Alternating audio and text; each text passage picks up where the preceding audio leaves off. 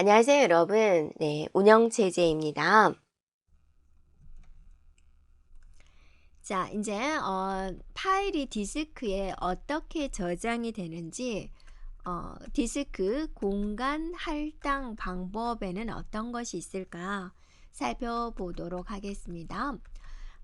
이 디스크 공간 활동은 이제 파일을 효율적으로 저장하고 사용하기 위해서 기억 공간에 어떻게 할당할 것인가를 이제 결정하는 방법입니다. 그래서 여기는 연속된 범위에 저장하는 연속 할당 방식이 있고요. 그 다음에 이제 불연속 할당 방식이 있습니다.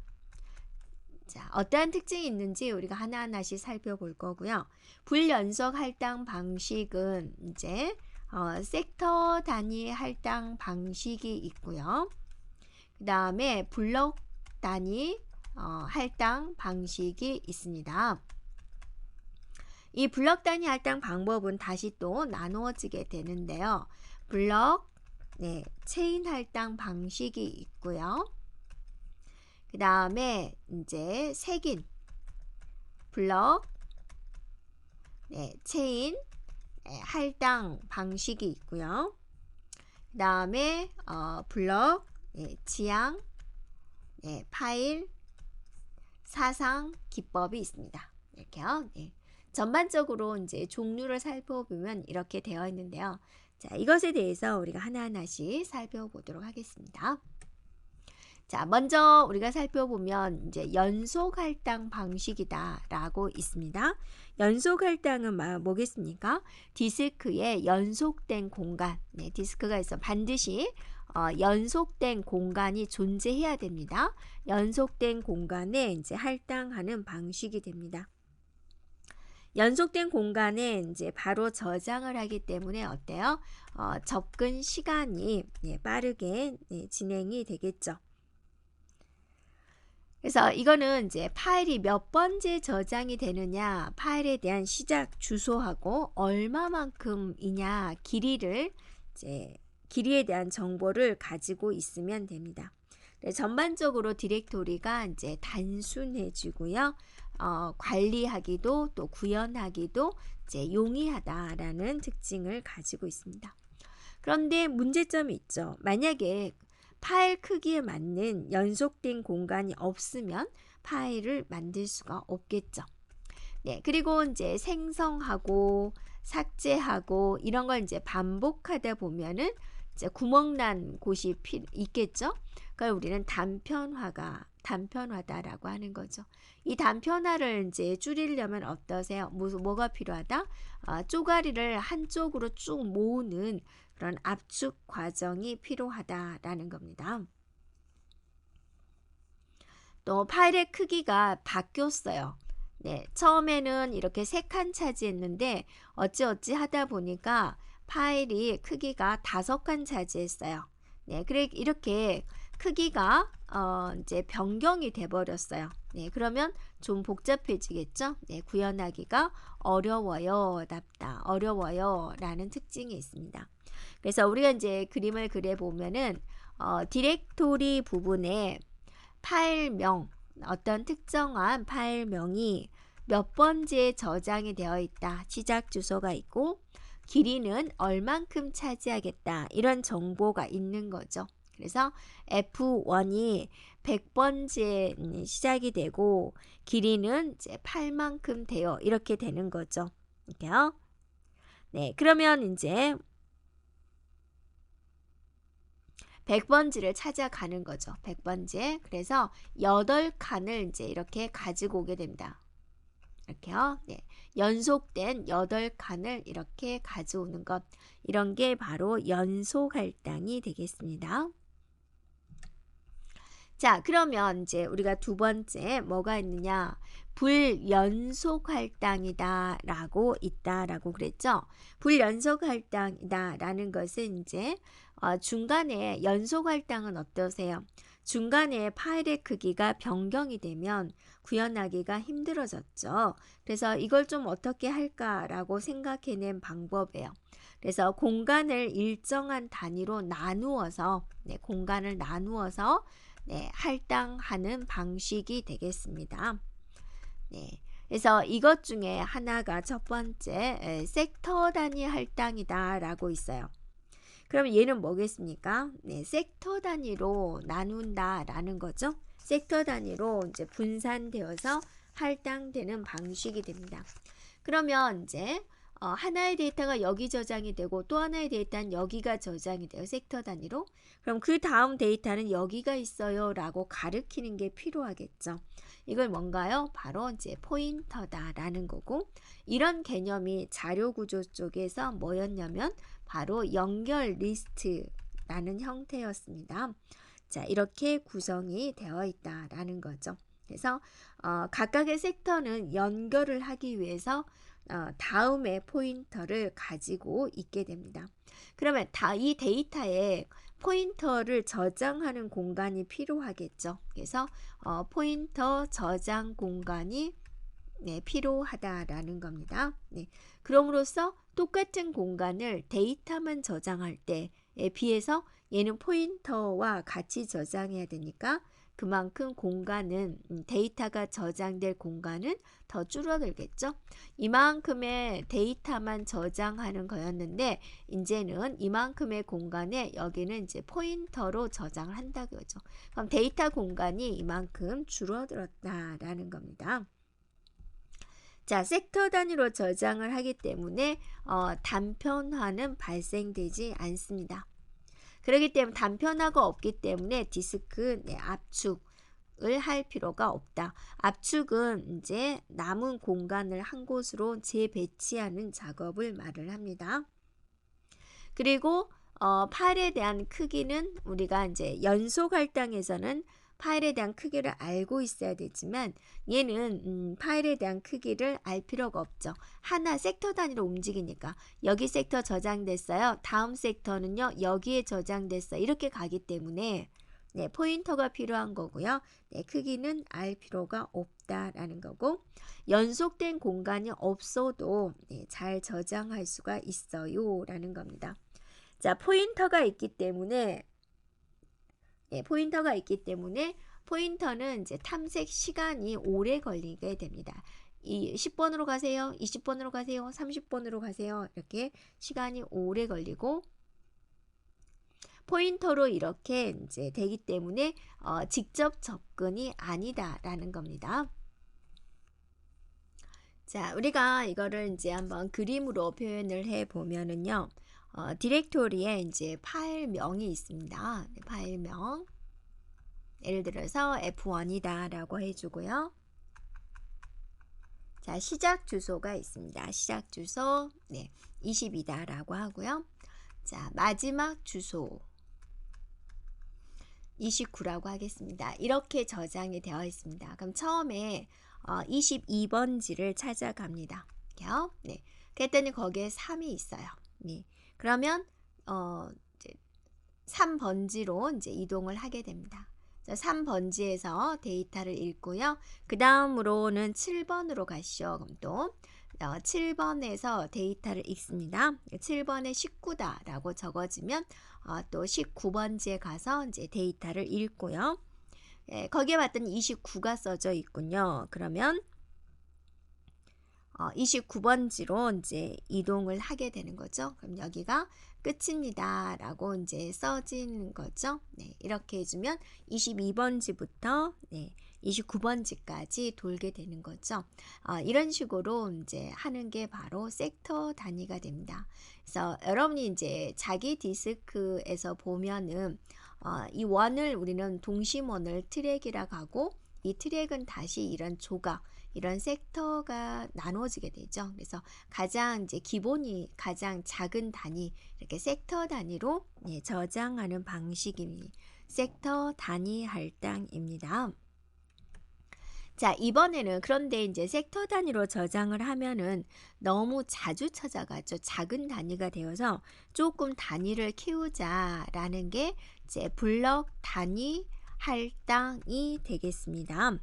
자, 블럭 단위 할당은 이제 뭐냐면 여러 개의 섹터를 묶었어요. 몇 개의 섹터를 묶은 거죠. 그것의 단위를 이제 블럭이라고 한다라는 겁니다. 그것에 이제 첫 번째로 뭐가 있느냐? 블록체인 기법이 있습니다. 블록체인 기법은 이제 뭐냐면 섹터 단위 할당과 비슷하지만 단위를 뭘로 한 것이다? 블럭이라는 이제 단위로 구성을 한다라는 거고, 이 하나의 블럭은 여러 개의 섹터로 구성이 되어 있습니다. 그래서 하나의 블럭은 다음 블럭을 가리키는 뭐가 있다? 바로 이제 포인터가 있다라는 겁니다. 그리고 이제 삽입 삭제로 삭제할 때 포인터만 지우면 되기 때문에, 또 포인터만 수정하면 되기 때문에 삽입 삭제는 간단하다라는 겁니다. 자, 어떤 식으로 구성이 되어 있느냐? 디렉토리를 한번 살펴보면은요. 네, 파일명이 여기에 있어요. F1이다 라고 하고요. 시작 이제 블럭이 되는 거죠. 블럭을 이제 5라고 하겠다라는 겁니다. 그러면 이제 5번 블럭을 이제 찾아갑니다. 그러면 이제 5번 블럭에 23이 있다. 이제 데이터도 있고, 그래서 5번 블럭이 23이라는 것이 써져 있고, 여기에 이제 실제적으로 데이터가 있다. 이런 식으로 구성이 되어 있죠. 5번지에서 기억하고 있는 데이터, 그 다음에 다음 블럭을 이제 가리키게 되는 거죠. 다음 블럭은 이제 23을 가리키게 됩니다. 네, 그러면 23에 와서 또 이런 것들을 이제 처리를 하겠죠. 네. 자, 이런 식으로 이루어지는 것을 이제 말을 한다라는 겁니다. 자, 이번에는 이제 색인 블록체인 기법에 대해서 이제 살펴보겠습니다. 자, 색인이다라고 하면 이제 파일이 있는 곳을 이제 가리키는 곳인데요. 이거는 뭐냐면 이제 여러분이 책에 목차라고 생각해 주면 됩니다. 색인은. 그래서 파일마다 색인 블럭을 두는 겁니다.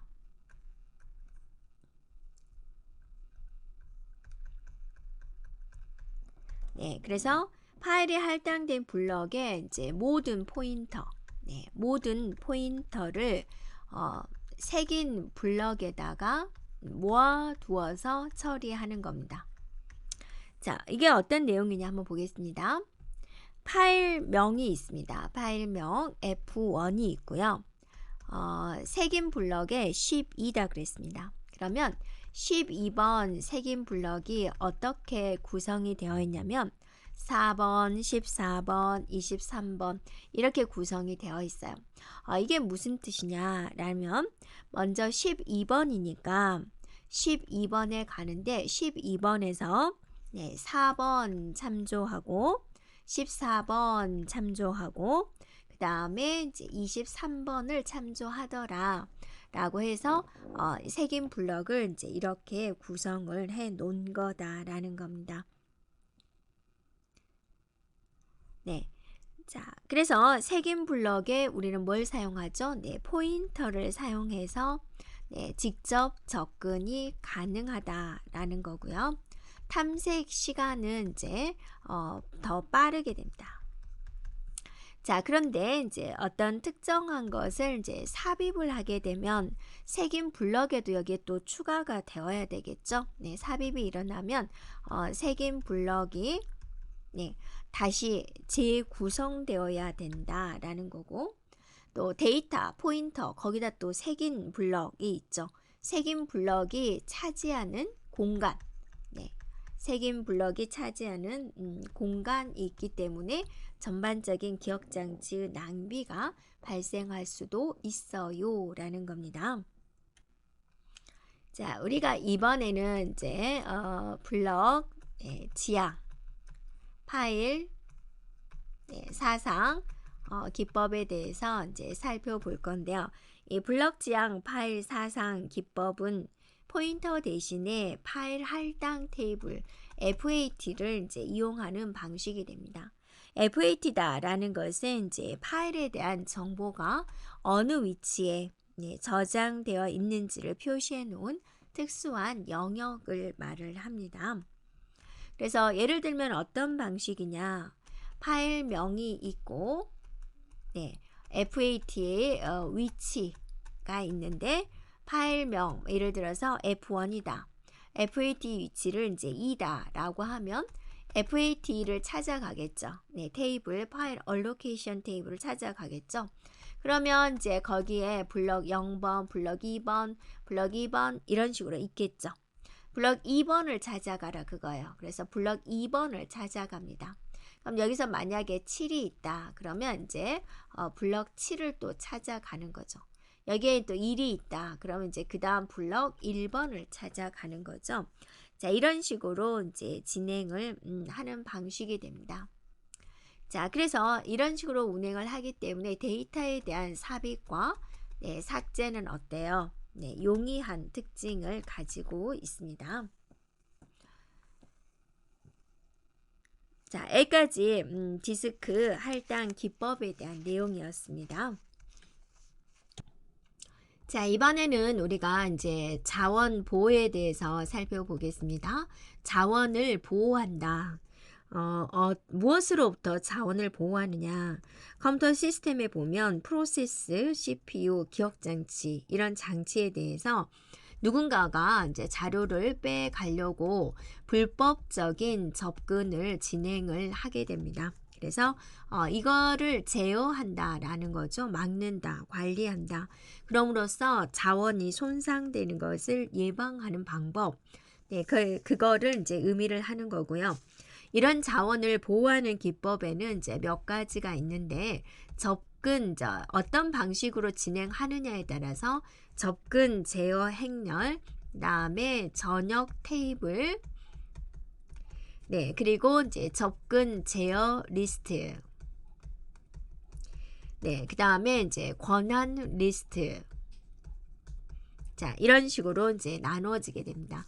그래서 이런 방법들은 이제 어떻게 다를까 우리가 하나하나씩 살펴볼 건데요. 자, 첫 번째 보면은 이제 접근 제어 행렬이다라고 있는데 이건 이제 어떻게 표현하는 거냐면 이제 영역이 있고 객체가 있습니다. 그래서 파일 1번, 파일 2번, 파일 3번이라는 객체가 있고 영역은 P1, P2, P3가 있어서 P1은 파일 1을 판독할 수 있어요. 이렇게요. 또 P3는 파일 1을 판독할 수 있고 또 기록할 수 있어요. 이런 식으로 표현하는 것을 말을 합니다. 그래서 자원 보호의 일반적인 모델이 되는 것이고 특정한 객체에 대한 이 파일 1에 대한 접근 권한을 이렇게 행렬로서 표시한 것을 말을 합니다. 그래서 이게 이제 하나의 행이 되는 거죠. 이 행은 바로 뭘 의미하냐? 사용자 또는 프로세스를 의미를 한다라는 거죠. 이 행이라는 것은. 그 다음에 이제 이렇게 되어 있는 것을 우린 열이다라고 하는 거죠. 이 열은 무엇을 의미하느냐? 객체를 의미한다라는 거죠. 특정한 파일을 의미한다라는 겁니다. 자, 이런 식으로 표현하는 것이 무엇이다? 접근 제어 행렬이다라는 겁니다. 자, 그래서 이 자원 보호에 대해서는 그렇게 출제 빈도가 높지는 않습니다. 전반적으로 한번 읽어보면 될 것 같고요. 두 번째 보면은 이제 어떤 방식이 있냐? 전역 테이블 기법이 있습니다. 이거는 이제 표시하는 방법이 조금 다른 내용들이다라는 건데요. 어떻게 표현하느냐? 영역, 즉 이제 사용자 또는 프로세스가 되겠죠. 프로세스들을 이렇게 나열을 해주고 바로 옆에다가 이제 객체를 나열합니다. 그래서 파일 1번, 파일 1번. 그 다음에 이것에 대한 접근 권한은 어떤 방식이 있다. 얘는 판독할 수 있어요. 얘는 기록할 수 있어요. 이런 식으로 표현하는 것이다 라는 겁니다. 자, 이렇게 보면서 이 전역 테이블 기법은 이제 단순한 구현 방법이 되겠고요. 세 개의 순서쌍으로 이루어진다라는 겁니다. 영역을 보여주고 객체를 보여주고 또 접근 권한을 보여주게 되는 거죠. 네, 그래서 이렇게 세 개의 순서쌍으로 이제 표시가 되고 있다라는 거죠. 근데 이제 이게 데이터가 많아지게 되면 이게 굉장히 테이블이 커지게 됩니다. 테이블이 커진다. 이런 것들은 어딘가에 저장이 되어야 되는데 어디에 저장이 되는 거예요? 주격장치에 저장을 하게 되는 거죠. 그래서 테이블이 굉장히 크면은 주격장치에 다 저장이 안 되기 때문에 이제 가상 기억장치를 이용을 한다라는 겁니다. 자, 일단은 기억장치를 많이 차지하기 때문에 일단은 공간에 대한 낭비가 있다라는 이제 특징적인 내용이 있죠. 자, 그 다음에는 이제 또 어떤 방법이 있느냐? 접근, 제어, 리스트 방식이 있다라는 건데요. 이거는 이제 리스트로 표현하는 겁니다. 어떻게 표현하는 거냐? 여기다가 이제 객체, 파일 1, 파일 1 이런 식으로 나열을 하고 여기다가 이제 접근, 제어, 리스트를 만드는 거죠. 그래서 프로세스 1은 파일 1에 대해서 판독할 수 있어요. 그 다음에 프로세스 3는 파일 1을 판독도 할 수 있고 기록도 할 수 있어요. 이런 식으로 이제 표시하는 것을 접근 제어 리스트다라고 합니다.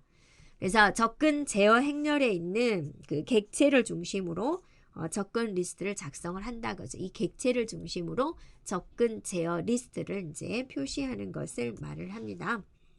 자, 그래서 얘는 이제 어떻게 표시가 되고 있냐면 이제 영역, 프로세스를 우린 영역이라 그러죠. 그 다음에 바로 옆에다가 접근 권한. 자, 이런 순서의 쌍으로 이제 구성이 된다라는 거죠. 네. 자, 그 다음에 이제 네 번째 보면은 이제 권한 리스트 기법이 있다라는 건데요. 권한 리스트 기법은 이제 어떻게 표현하는 거냐? 프로세스가 있다.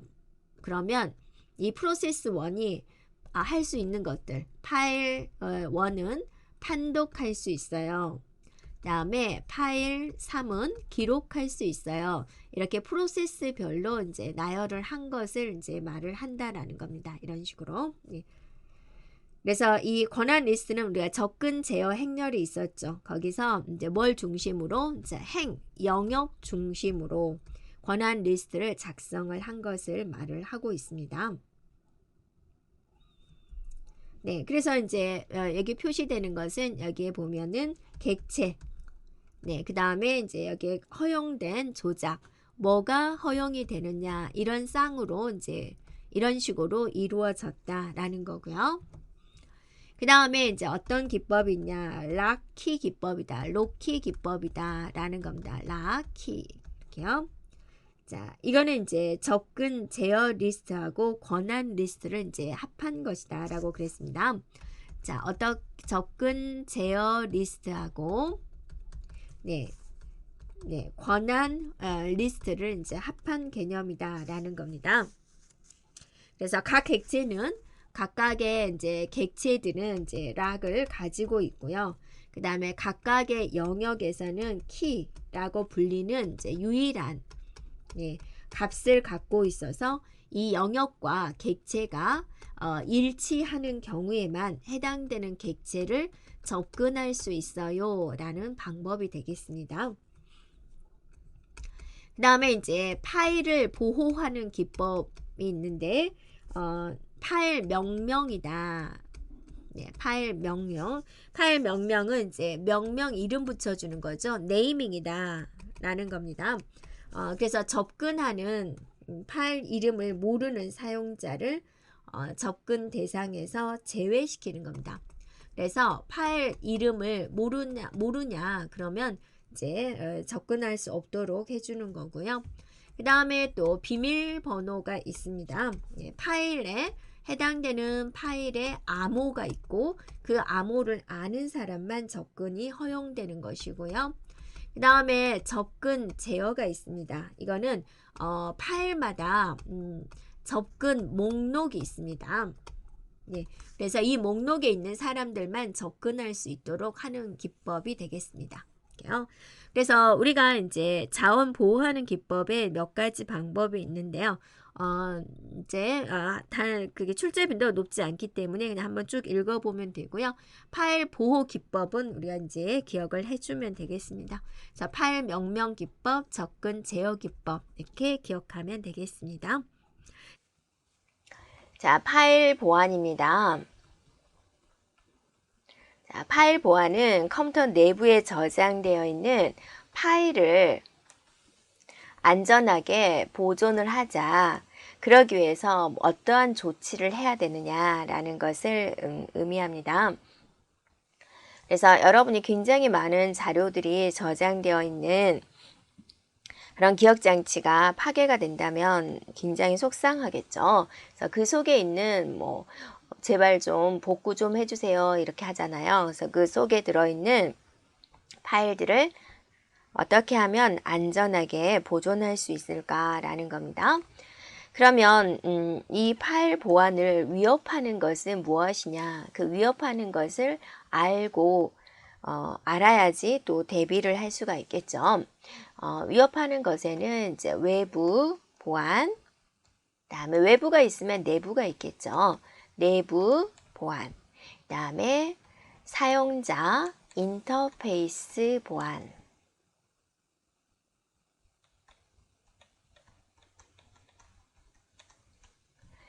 자, 외부 보안은 외부에서 침입을 한 경우가 있겠고 또 천재지변이 있을 수 있겠죠. 자, 이런 외부 침입이나 천재지변으로부터 시스템을 보안하는 시설 보안, 또 관리자의 정책적 측면을 보호하기 위한 이제 운용 보안 이런 것들이 있더라. 자, 갑자기 홍수가 나가지고 우리 집 컴퓨터가 물에 젖어버린다. 그럼 어때요? 홍수가 났을 때도 물이 우리 집에 들어오지 못하도록 어떤 시설 측면에서 보완을 해주면 되겠죠. 그런 내용들입니다. 자, 그 다음에 이제 내부 보안입니다.